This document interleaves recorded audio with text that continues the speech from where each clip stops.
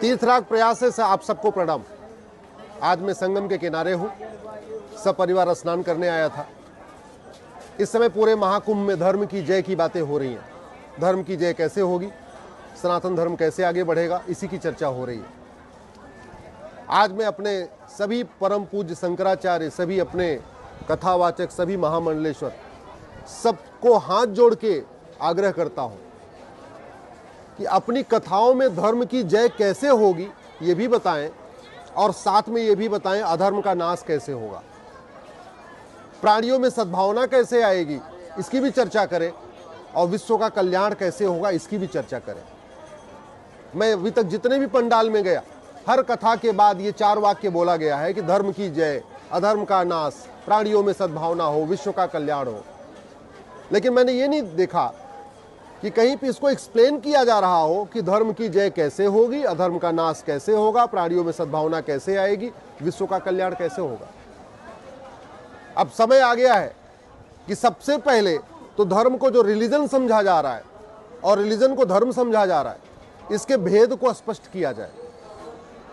भारत में स्थिति यह हो चुकी है कि लोग रिलीजन को धर्म समझने लग गए और धर्म को रिलीजन समझने लग गए, जबकि सच्चाई है धर्म जोड़ता है और रिलीजन तोड़ता है। इस पे मेरी PIL भी है, जहां मैंने मांग किया है कि धर्म और रिलीजन के ऊपर एक चैप्टर होना चाहिए स्कूल में। फिर धर्म की जय होगी कैसे? धर्म की जय होगी जब भारत में फिर से वैदिक गुरुकुल शिक्षा व्यवस्था लागू होगी। धर्म की जय तब होगी जब भारत में फिर से ऐसी व्यवस्था होगी कि कृष्ण और सुदामा एक साथ पढ़ेंगे, राम और निषाद राज एक साथ पढ़ेंगे, जब दशरथ जी और दुष्यंत एक साथ पढ़ेंगे। धर्म की जय तब होगी जब सबको स्वधर्म का ज्ञान होगा। धर्म की जय तब होगी जब मजदूर और मालिक का बच्चा एक साथ पढ़ेगा, गरीब और अमीर का बच्चा एक साथ पढ़ेगा। धर्म की जय तब होगी जब सभी लोग अपने स्वधर्म का पालन करना शुरू करेंगे। और स्वधर्म का पालन तब होता है जब स्वधर्म का ज्ञान हो, यानी शिक्षा में संस्कार हो और कानून का खौफ हो, तभी लोग स्वधर्म का पालन करते हैं। तो धर्म की जय कैसे हो, इसके साथ साथ अधर्म का नाश कैसे होगा, इस पर भी चिंतन की जरूरत है। अधर्म के नाश की बात नहीं हो रही है। आज आप देख लीजिए, घूसखोरी, कमीशनखोरी, जमाखोरी, मिलावटखोरी, कालाबाजारी, नशा तस्करी, मानव तस्करी, सोना तस्करी फैला हुआ है। लब जिहाद, लैंड जिहाद, धर्मांतरण, घुसपैठ एक आम बात हो चुकी है भारत के अंदर। हत्या, बलात्कार एक आम बात हो गई। क्यों? क्योंकि शिक्षा में संस्कार नहीं है, कानून का खौफ नहीं है। तो धर्म की जय करने के लिए अधर्म का नाश करना जरूरी है, और अधर्म का नाश करने के लिए पुलिस व्यवस्था, प्रशासनिक व्यवस्था, न्यायिक व्यवस्था को बदलना जरूरी है। अधर्म का नाश करने के लिए आपको भारत में जस्टिस विद इन ईयर लागू करना जरूरी है।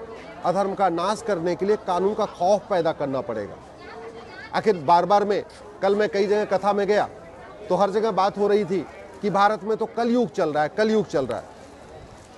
बड़ी सीधी सी बात है, अगर भारत में कलयुग चल रहा है तो ये कलयुग जापान में क्यों नहीं चल रहा है? ये कलयुग सिंगापुर में क्यों नहीं चल रहा है? ये कलयुग दुबई में क्यों नहीं चल रहा है?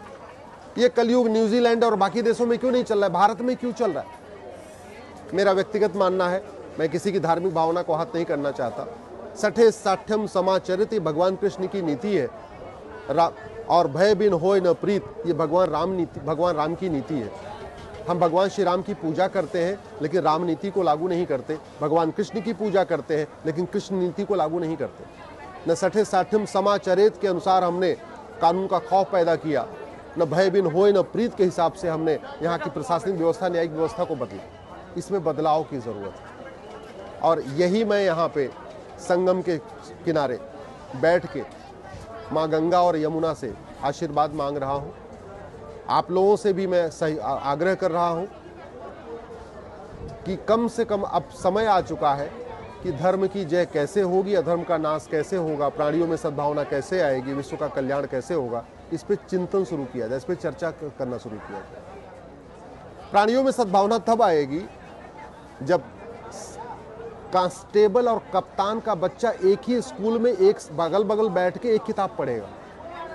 प्राणियों में सद्भावना तब आएगी जब शिक्षक और शिक्षा मंत्री का बच्चा एक ही स्कूल में एक साथ बैठ के एक किताब पढ़ेगा। यानी प्राणियों में सद्भावना तब आएगी जब शिक्षा व्यवस्था माफियाओं की जाल से बाहर आएगी। अभी पूरे एजुकेशन सिस्टम को माफियाओं ने हाईजैक कर लिया। प्राणियों में सद्भावना तब आएगी जब ये चिकित्सा व्यवस्था फिर से हमारी जो प्राचीन चिकित्सा व्यवस्था यहाँ पे लागू होगी। आज की डेट में चिकित्सा व्यवस्था को ड्रग माफिया चला रहे हैं, फार्मा माफिया चला रहे हैं। हम स्कूल और कॉलेज में डॉक्टर कम पैदा कर रहे हैं, फार्मा दवा बनाने वाली कंपनियों के एजेंट ज़्यादा पैदा कर रहे हैं। ये कड़वी सच्चाई है।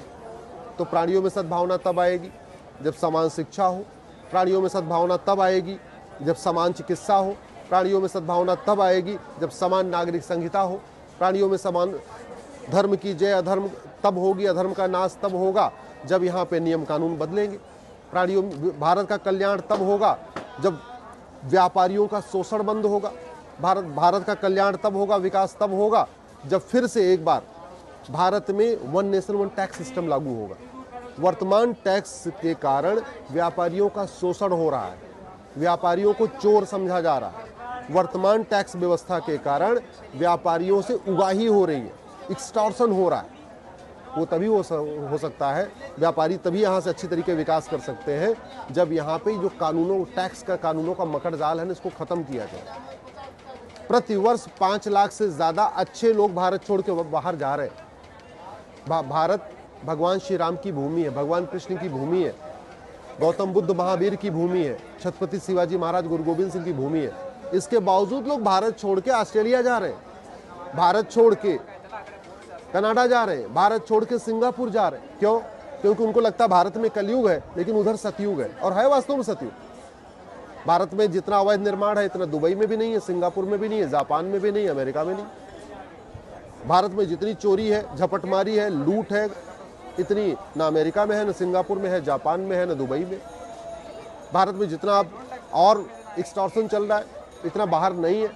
तो कहने का मतलब भारत में कलयुग है क्योंकि यहाँ के नियम कानून घटिया है। भारत में कलयुग है क्योंकि यहाँ पे गुलामी के नाम चल रहे हैं। भारत में कलयुग है क्योंकि यहाँ पे गुलामी की मानसिकता चल रही है। भारत में कलयुग है क्योंकि गुलामी की शिक्षा चल रही है। भारत में कलयुग है क्योंकि गुलामी की चिकित्सा चल रही है। भारत में कलयुग है क्योंकि गुलामी की नागरिक व्यवस्था चल रही है। भारत में कलयुग है क्योंकि गुलामी की पुलिस व्यवस्था चल रही है। भारत में कलयुग है क्योंकि गुलामी की प्रशासनिक व्यवस्था चल रही है। भारत में कलयुग है क्योंकि गुलामी का टैक्स सिस्टम चल रहा है। भारत में कलयुग है क्योंकि भारत में आज भी गुलामी की व्यापार व्यवस्था चल रही है। भारत में कलयुग है क्योंकि आज भी गुलामी की सोच चल रही है। भारत में कलयुग है क्योंकि भारत गुलामी की श्रम व्यवस्था चल रही है। भारत में कलयुग है क्योंकि भारत में गुलामी की कृषि व्यवस्था चल रही है। भारत में कलयुग है क्योंकि यहाँ भ्रष्टाचार है, और भ्रष्टाचार का मूल कारण है घटिया कानून। यानी अगर घटिया कानूनों को बदले तो भ्रष्टाचार खत्म होगा, भ्रष्टाचार खत्म होगा तो कलयुग खत्म हो जाएगा। अपराध चरम पे है। क्यों? क्योंकि शिक्षा में संस्कार नहीं, कानून का खौफ नहीं है। यानी शिक्षा अच्छी कर दे, कानून का खौफ पैदा कर दे तो अपराध खत्म हो जाएगा, अपराध खत्म हो जाएगा तो कलयुग खत्म हो जाएगा। मैं आप लोगों से आग्रह कर रहा हूं, इस बारे में गंभीरता के साथ चिंतन करें। प्रयाग में बैठा हूं इसलिए प्रयाग आए अपने सभी आचार्य, सभी मंडलेश्वर, सभी महामंडलेश्वर, सभी शंकराचार्य, सबसे आग्रह कर रहा हूं कि इस बात का चिंतन करते हुए कि अफगानिस्तान, पाकिस्तान, बांग्लादेश से आचार्य खत्म हो गए, महामंडलेश्वर खत्म हो गए। अब पाकिस्तान, अफगानिस्तान, बांग्लादेश में वहाँ पे सारे मठ मंदिर खत्म हो गए। पाकिस्तान, अफगानिस्तान, बांग्लादेश जो हिंदू राष्ट्र था, भारत का हिस्सा था, वहाँ पे अब हिंदू त्यौहार खत्म हो चुके हैं। पाकिस्तान, अफगानिस्तान, बांग्लादेश में नदियों की पूजा बंद हो गई है, कुरीतियाँ और शुरू हो चुकी है। पाकिस्तान, अफगानिस्तान, बांग्लादेश में वसुधैव कुटुंबकम की भावना खत्म हो गई है। यत् नारस्तु पूज्यते रमन्ते तत्र देवता की भावना खत्म हो गई है। सर्वमंगल मांगल्य की भावना खत्म हो गई है। तो भारत में वो दिन ना आए, भारत की वो समस्या ना आए, इसलिए खुल के बोले, मुखर हो के बोले, प्रखर हो के बोले, और इस बात की चिंता न करते हुए बोले कि सरकार इस पर क्या सोचेगी। बड़ी सीधी सी बात है, सनातन धर्म बचेगा तो ये भारत का संविधान बचेगा, सनातन धर्म बचेगा तो हमारे मठ मंदिर रहेंगे, सनातन धर्म बचेगा तो हमारी गौशाला बचेगी, सनातन धर्म बचेगा तो ब्राह्मण, क्षत्रिय, वैश्य, दूर चारों वर्ण बचेंगे, सनातन धर्म बचेगा तो भारत में अराजकता नहीं आएगी, सनातन धर्म बचेगा तो ये जो बाकी हम लोग कुछ कर रहे हैं सब आगे चलता रहेगा। सनातन धर्म बचेगा, हिंदू बचेंगे तभी कुंभ होगा, हिंदू बचेंगे तो फिर कल्पवास होगा, हिंदू बचेंगे हमारी संस्कृति चलती रहेगी, हिंदू बचेंगे तो हमारी परंपराएं चलती रहेगी। लेकिन पिछले 75 वर्षों में 9 राज्यों में हिंदू खत्म हो गए। पिछले 75 वर्षों में 800 जिलों में से 200 जिलों में हिंदू खत्म हो गए। पिछले 75 वर्ष में 6000 तहसीलों में से 1500 तहसीलों में हिंदू खत्म हो गए। पिछले 75 वर्ष में भारत के बॉर्डर पे जो 300 तहसीलें हैं, उन 300 की 300 तहसीलों में हिंदू खत्म हो गए। और ख़त्म होने का मूल कारण है लव जिहाद, ड्रग्स जिहाद, घुसपैठ जिहाद, धर्मांतरण जिहाद, जनसंख्या जिहाद। हमारी संस्कृति कायम बरकरार रखे, हमारा कुंभ चलता रहे, हमारे तीर्थ स्थल बने रहें, हमारे संस्कृति और हमारी परंपराएं चलती रहें, उसके लिए ज़रूरी है कि धर्म की जय हो, अधर्म का नाश हो, प्राणियों में सद्भावना हो, विश्व का कल्याण हो। लेकिन धर्म की जय केवल कहने से नहीं होगा और अधर्म का नाश भी केवल कहने से नहीं होगा। धर्म की जय करने के लिए भी नियम कानून बनाना पड़ेगा, बदलना पड़ेगा, और अधर्म का नाश करने के लिए भी नियम कानूनों को बदलना पड़ेगा। तो इसलिए मैं अपने सभी धर्म गुरुओं से कह रहा हूँ, इस बात पर चिंतन करें और अपने सभी कार्यक्रम में, अपने सभी बौद्धिक में, अपनी सभी कथाओं में इस पर गंभीरता के साथ चर्चा करें। प्रणाम। ऐसी ही और वीडियो को देखने के लिए चैनल को सब्सक्राइब कीजिए, वीडियो को लाइक कीजिए, कमेंट कीजिए और शेयर कीजिए।